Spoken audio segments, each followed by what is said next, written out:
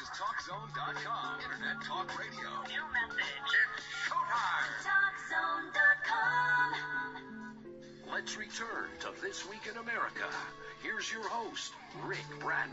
Welcome back, everybody. This Week in America, Bob Minelli is our special guest back with us. He was on a previous program. You can get all that information at our website, thisweekinamerica.us. Bob was in the car rental business. He started off a frustrated customer like many of us, was successful in the car rental business for a number of years, has written a book, How to Save Big Money on Car Rentals, and uncovering the secrets that they don't want you to know. His website is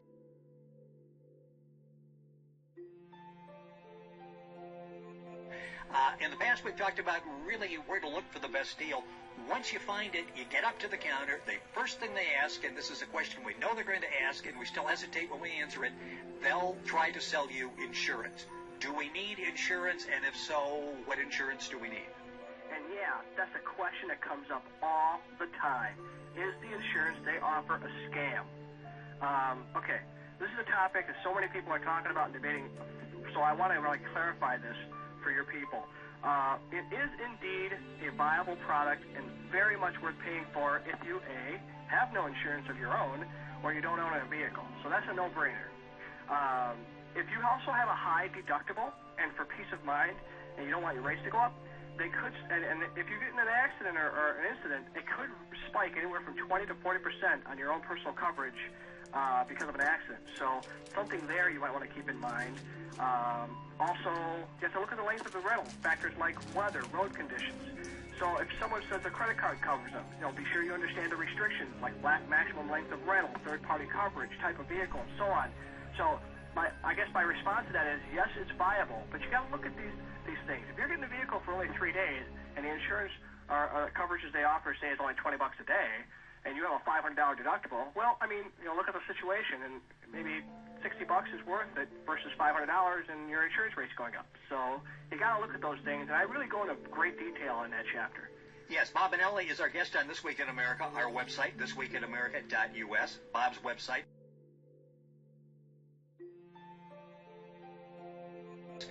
Taking that a step further, when you go to the website, you say one of the most important things you need to do is to check out the car before you take it. And you've got a free checklist which people can go through because you'll take it back and they'll say, well, look, we see this dent over here, and actually the dent may well have been there before you rented the car. You just didn't check it out thoroughly before you drove off the lot with it. Oh, God. I used to have horror story after horror story from people renting vehicles. And a lot of people would just avoid renting altogether because they didn't know if they could trust the place. Go get my little known document that'll protect you against any false reports against you.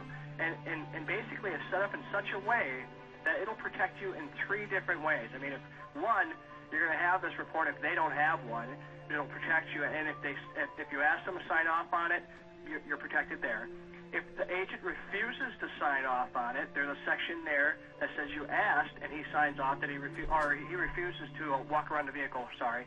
And the third one, if he refuses to sign it altogether, you can have a witness. So either way, you're protected.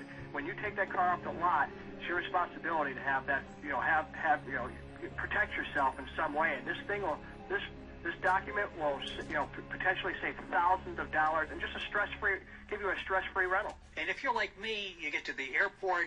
In this case, we're talking about flying in. You've got the car, and you're waiting, and you're tired. You probably had to wait at the airport before your flight ever took off. Right. You have the car, they open the door, the motor's running, you hop in and take off. The last thing you're even thinking about is checking the status of the car. Oh, absolutely. And the thing is that the way I made my document for everyone listening to your audience is that it takes literally maybe 3 minutes, 3 whole minutes to do the thing, and I have a step-by-step instruction on how to use it.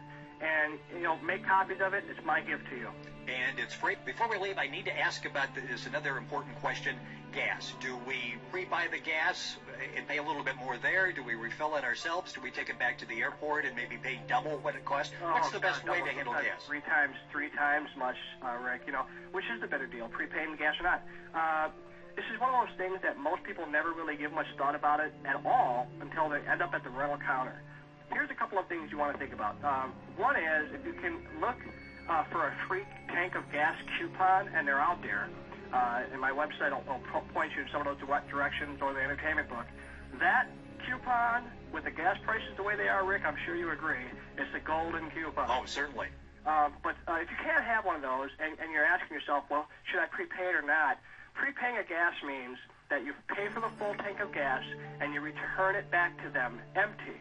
Now, ask the counter, how much are they charging for gas right now? Because at my counter, sometimes management would forget to change the gas prices, and they sometimes be 20, 25 cents cheaper than the gas pumps, and that's a huge savings. So 20, 25 cents per gallon at the gas pumps. So ask the question, how much are they going? And ask yourself, am I going to be driving this vehicle more than 300 miles?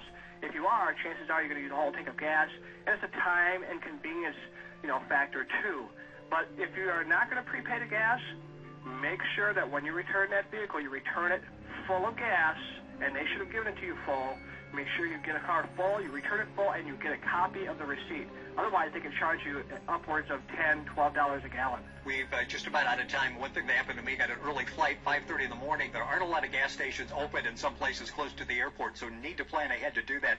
Bob Minelli has been our guest. His website, great free information there, an excellent book that he has as well. Bob, thank you for joining us on This Week in America. This Week in America with Rick Braden. Join us next time on This Week in America as Rick talks with you.